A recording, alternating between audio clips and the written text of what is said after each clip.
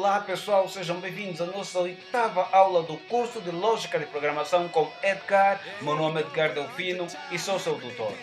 Bom, na aula anterior nós falamos sobre estruturas de repetição ou estruturas cíclicas, também conhecidas como loop. Nas aulas de estruturas de repetição nós falamos sobre a estrutura para, a estrutura enquanto e a faça enquanto. Nós vimos quais são as regras de aplicação dessas estruturas, em quais casos são mais usados e como utilizá-las. Então, na aula de hoje nós vamos falar sobre vetores. Vamos entender o que são vetores, qual é a sua forma de representação, como utilizá-los dentro do Portugal Studio e como aplicá-los dentro de vários problemas de programação. Então vamos logo entender o que são vetores realmente. Bom pessoal, um vetor é uma estrutura de dados que contém elementos do mesmo tipo, que podem ser referenciados como um todo, ok pessoal? Estamos a falar de uma coleção, quando estamos a falar de vetor, estamos a falar de uma coleção que dentro dela tem vários elementos, mas que esses todos os elementos são do mesmo tipo. Podemos dar um exemplo. E aqui diz, aqui, conforme diz no conceito, eles são referenciados como um todo. Vamos dar um exemplo de uma grade, vamos tomar uma grade de gasosa, por exemplo. Uma grade de gasosa é um container, porque dentro dela tem várias latas de gasosa. Então, um vetor é como se fosse uma grade de gasosa, onde cada gasosa ocupa uma posição. São vários elementos, a gasosa, vamos chamar de elementos, e cada um desses elementos tem uma posição diferente, mas todo, como um todo, é chamado de grade de gasosa. Eles são referenciados como um todo. Deu para entender? Cada uma desses vetores, cada um desses elementos, ele pode ocupar uma posição. Então vamos aí dessa ideia que nós podemos abstrair como se fosse um vetor. Estamos a falar vetor no sentido de linguagem de programação. Tu também podes ouvir falar vetores ou arrays, que não deixa de ser a mesma coisa. Estamos a tratar quase do mesmo assunto. Então, nós aprendemos na aula de declaração de variáveis, quando falamos sobre variáveis, nós vimos aí na aula 3. Se você não viu a aula 3, por favor, revisite a nossa playlist. Tem aí um monte de aulas sobre lógica de programação. Visita aí a aula 3, onde nós falamos sobre declaração de variáveis, falamos sobre constantes, e nós falamos mais ou menos que uma variável era uma posição dentro da memória. É uma posição alocada na memória. Não é diferente, porque um vetor é um tipo de variável diferente. Então vamos dar um exemplo, vamos dar uma olhada aqui.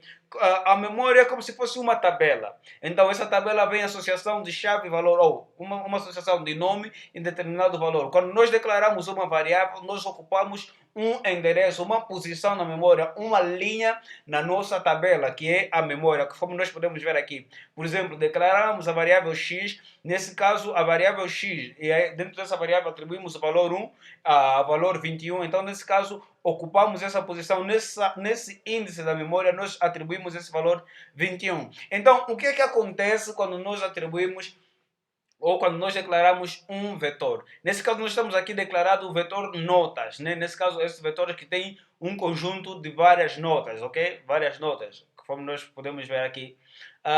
Dentro desse vetor, eles são referenciados apenas com um nome. São chamados como um todo, tem um nome apenas, é notas, mas eles têm diferentes valores. Então, nós vamos ter um índice, uma posição que vai ocupar várias casas, nesse caso, várias posições dentro da tabela que nós chamamos memória. É desse jeito que nós podemos representar o vetor dentro de uma memória. Então, para dar mais detalhes sobre isso, para dizer que um vetor é uma estrutura indexada, o que quer dizer que o acesso aos seus elementos ou o posicionamento dos seus elementos é consoante um índice. Então, nós aqui no Portugal Studio e também na maior parte das linguagens com as quais eu tive contato, quase a maior parte dos vetores eles dão sempre inicialização em 0. Nesse caso, se nós queremos ter um vetor com 6 elementos, quer dizer que vai de 0 a 5. Então, temos aqui o primeiro índice, índice 0, tem o valor 18, índice 1, 18, o último índice, nesse caso o índice 5, tem o valor 17. Então, vamos dizer que os vetores também são estruturas indexadas, isto é, porque seus valores ou os seus elementos são associados a um determinado índice. Então vamos aqui aprender como nós podemos fazer a declaração de um vetor. Um vetor, como nós dissemos, é um tipo de variável container, um tipo de variável que podemos chamar agregadora, um tipo de variável que dentro dela tem vários elementos, mas que são esses elementos do mesmo tipo. Então quando nós queremos declarar uma um vetor, a sua declaração não é diferente da declaração de uma variável normal, né? Só vai entrar um detalhe específico. Nesse caso, estamos aqui o tipo de dados, que conforme nós aprendemos na nossa aula sobre variáveis, vem aqui o tipo de dados, o nome do vetor, nesse caso o nome do vetor ou variável, e o tamanho do vetor. O que é o tamanho do vetor? O tamanho do vetor é um conjunto, ou é a quantidade de elementos que nós queremos que o nosso vetor, o nosso container possa agregar, que a nossa estrutura de dados possa conter.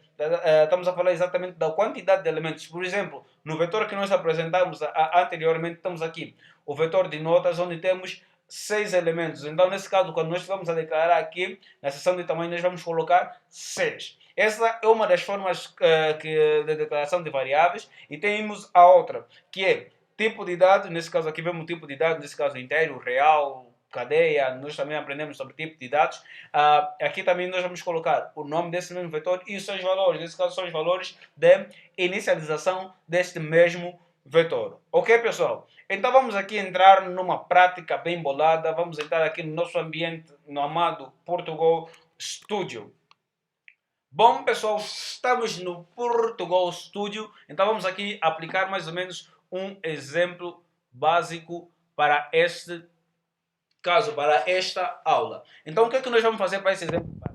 Escrever. Vamos colocar um vetor e vamos aprender a fazer a declaração do vetor, aprender também o acesso, como é que nós podemos aceder a um vetor, vamos atribuir valores a vetores, operações básicas, como atribuir valores no vetor, como declarar o vetor, como percorrer ou exibir os valores desse mesmo vetor. Então vamos lá começar pela primeira forma de declaração de vetores que nós aprendemos. Então nós vamos declarar aqui um vetor, vamos usar vetores de notas, vamos dizer um tipo de vetor, vamos dizer do tipo real, vamos dizer notas, e aqui vamos dizer a sua inicialização. Podemos não colocar ponto e vírgula. Estou acostumado a trabalhar em linguagem Java e tal, para ver aqui aquela confusãozinha do ponto e vírgula. Mas vamos aí. Real declarada variável, então do tipo real, notas. Então nós aqui criamos a nossa variável. Agora, se nós vamos imprimir, por exemplo, vamos dizer escreva. Perdão, pessoal, faltava colocar aqui o tamanho. Vamos dizer nota 6. Vamos dizer escreva. Nota em 0, vai exibir aqui nota na primeira posição. Assim é desse jeito que nós podemos fazer acesso, né? Vamos poder aceder a um elemento dentro de um vetor. Vamos dar aqui, vamos clicar em executar e vamos visualizar aqui. Ele mostra 0, porque nós sabemos que por padrão os valores, né, do tipo inteiro e real, eles são inicializados em 0. Quando não foi atribuído nenhum valor, eles inicializam em 0. Então nós vamos fazer a atribuição. Aqui, por exemplo, nós fizemos o acesso a um índice dentro a um índice dentro do nosso vetor. Então vamos fazer aqui a atribuição de valores, né, no nosso vetor. Então vamos lá, vamos dizer notas, notas em 0, nesse caso na primeira posição, vai receber o valor 18. Vamos usar aquela referência que nós tivemos aí na nossa apresentação. Então vamos dar um rumo, e se nós fizermos aqui para visualizar, então nós vamos aqui já que na posição 0 temos o valor 18, ok, pessoal? Então é desse jeito, nós podemos fazer da mesma forma, atribuindo aqui valores. Vamos fazer um Ctrl+C, Ctrl+V, mas você aí pratique, vai escrevendo os códigos assim, passo a passo, ok? Vamos dizer 20, perdão, está fora do raio, né? 3, e como estamos a falar do tipo real, vamos sempre colocar aqui um ponto 0.0 para melhor desempenho, ok? Vemos aqui, então está aqui declarado na posição 0. Vamos aí colocar,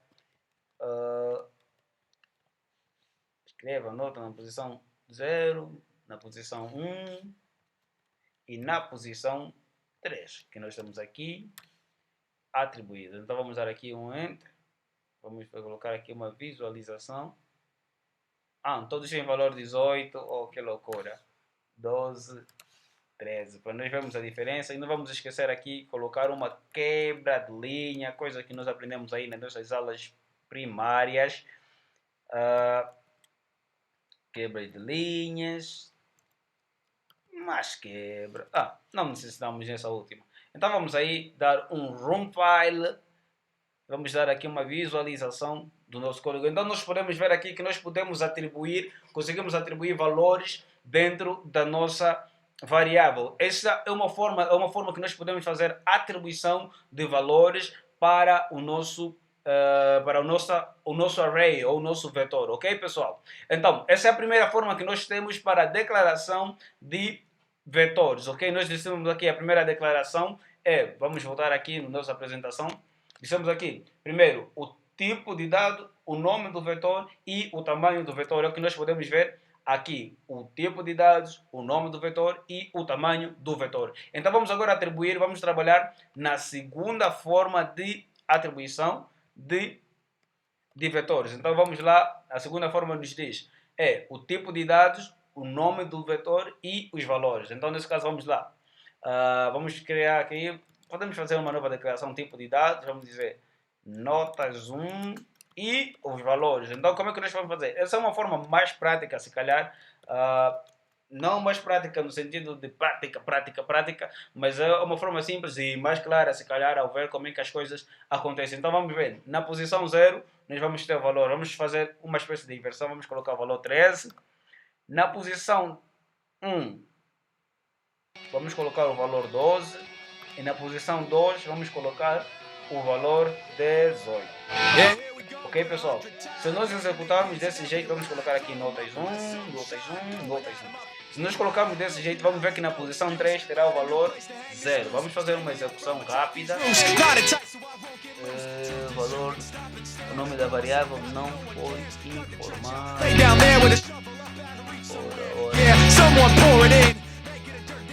aqui no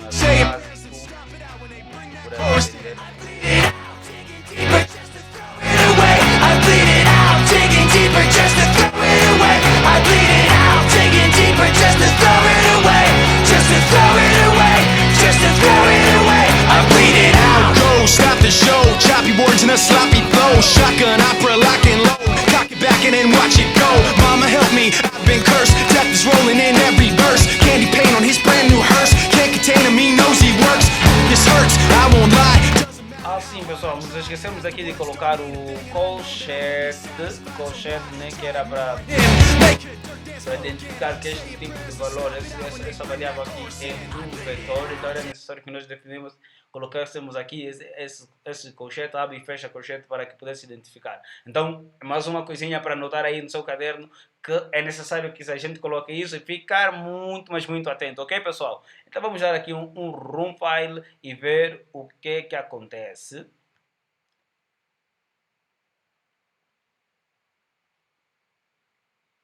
Então nós podemos ver aqui que na posição 3, nesse caso nós colocamos um vetor, ok, ainda bem que aconteceu desse jeito. Nós definimos um vetor com apenas quantas posições? 2, nesse caso 0, 1, 2. Então são apenas 2 posições que nós temos. Então nós temos o índice até o índice 2. Então quando a gente atribui aqui o índice 3, o que ele nos diz? Ocorreu um erro durante a execução do programa. Você tentou acessar a um índice que deve ser menor ao número de elementos que o vetor possui, ok, pessoal? Então nesse caso isso aqui é um tipo de erro, index out of borders ou bounds, quer dizer, um índice está fora do limite, está fora do raio. Então nesse caso esses são erros comuns que acontecem na manipulação de vetores e que é necessário que você esteja atento sempre que estiveres a trabalhar com vetores, entender mais ou menos qual é o tamanho que esse vetor tem. Então vamos fazer uma execução para mostrar normalmente como é que ele é executado. Ok? Então nós aqui podemos ver que o programa foi finalizado com sucesso e temos aqui a exibição desses mesmos valores, ok, pessoal? Deu para entender a forma de aceder, de demonstrar, de aplicar, né? De aceder a certas posições do array. Então nós vamos aqui demonstrar também uma outra forma que nós podemos aceder a essas posições do array sem ter a necessidade de repetir essas instruções desse jeito que nós estamos. Lembra qual recurso nós aprendemos na aula anterior? Você não viu a aula anterior. Então recomendo que você veja as aulas anteriores, a aula 7 que está repartida em 3 sessões sobre estruturas de repetição. Então nós vamos aqui aplicar uma estrutura de repetição simples, rápida, só de forma didática para nós vermos qual é uma das aplicações diretas das estruturas de repetição. Então vamos aqui demonstrar nessa aula de vetores, ok? Então vamos lá eliminar essa seção, vamos só copiar aqui uma ou outra variável, uma outra repetição, ok? Isso. Então vamos aqui lembrar aqui mais um pouco da aula anterior. Então vamos dizer aqui vamos usar o ciclo para inteiro e inicializado em 0 e menor que quê? Menor que o tamanho, né? Menor que esse valor aqui. Nós temos esse array que tem 1, 2, 3 elementos. Então vamos colocar aqui menor que 3 e vai incrementando. Ok? Então, para essa estrutura, nós vamos dizer, para aí, enquanto for repetindo essa estrutura, nós vamos dizer, escreva notas em I. Ok, pessoal? Então, vamos ver o resultado dessa operação. Vamos dar um clique e vemos aqui que o resultado é similar ao resultado que nós já vimos escrevendo uma linha por uma. Então, essa é uma aplicação prática que nós estamos a ver já das estruturas de repetição e também é uma forma de demonstrar como é que nós podemos aceder às posições do array. Então, o desafio que eu coloco para você nessa aula é que você mostre como eu posso escrever, né, por meio de mensagens, como eu posso inserir dados usando uma outra forma, usando o teclado, né, dados que você vai inserindo de forma aleatória, não dados pré-definidos, dados que o usuário vai inserir usando o comando leia e tudo mais. Como é que nós podemos inserir, usando esses recursos todos que nós aprendemos aqui nessa aula, como é que você pode inserir novos valores dentro do nosso vetor. Bom, chegamos ao fim de mais uma aula, nossa 8ª aula do curso de Lógica de Programação. Nesta aula nós falamos sobre vetores, aprendemos o que são vetores, entendemos que os vetores é uma espécie de container, é uma estrutura de dados que dentro dela contém vários elementos que são do mesmo tipo e são referenciados com o mesmo nome. Nós vemos aí o exemplo da gráfica gasosa e tal. Aprendemos também como é representado o vetor dentro da memória, aprendemos as suas principais características, aprendemos também como declarar um vetor dentro do Visual Studio que pode ser aplicado em várias outras linguagens que não diferem nada. Então, se vocês estiverem a aprender uma outra linguagem, brevemente nós vamos ter um curso sobre uma linguagem que o pessoal aqui vai votar, então nós vamos aprender mais ou menos isso, não muda de forma alguma. Então, pessoal, essa foi mais uma aula de Lógica de Programação. Bom, chegamos ao finalzinho da nossa aula de Lógica de Programação. Dizer que nós chegamos até mais ou menos ao pacote completo, não completo, ao semi-completo sobre toda aquela teoria que nós podemos aprender sobre lógica de programação, sobre programação, sobre o básico mesmo para a gente aprender e criar musculatura no que a programação diz respeito. Então, partindo da próxima aula, nós vamos entrar na nossa sala de exercícios. Na nossa sala de exercícios, onde nós vamos aprender as regras para a resolução de problemas práticos de programação. Então quero que você fique ligado ao canal. Não sei se você já deu conta, nós mudamos o nome do canal, agora é Tecnologia Interativa TI. Então fique ligado à Tecnologia Interativa, porque aqui vai rolar muita coisa boa, pessoal. Então fique ligado, não esqueça de se inscrever no canal, de partilhar as dicas que são aqui passadas, de deixar aqui comentários, nos puxar nas redes sociais e tudo mais. Então, pessoal, se você gostou dessa aula, não esqueça de colocar o seu like, deixar o seu comentário, compartilhar com seus amigos. Se esse foi o primeiro vídeo que você viu do curso de Lógica de Programação, saiba que tem um curso, tem um conjunto de 8 aulas vistas aqui. Essa é a 8ª aula, então tem muita aula perdida aí atrás. Então vá lá, recupere para que possamos entrar juntos na sessão de exercício. Olha, pessoal, a sessão de exercício tá top, que vocês precisam acompanhar aquilo. Então, pessoal, nos vemos no próximo encontro já com uma sessão de exercício, uma apresentação da sessão de exercício de Lógica de Programação. Estamos juntos na Lógica de Programação com Edgar.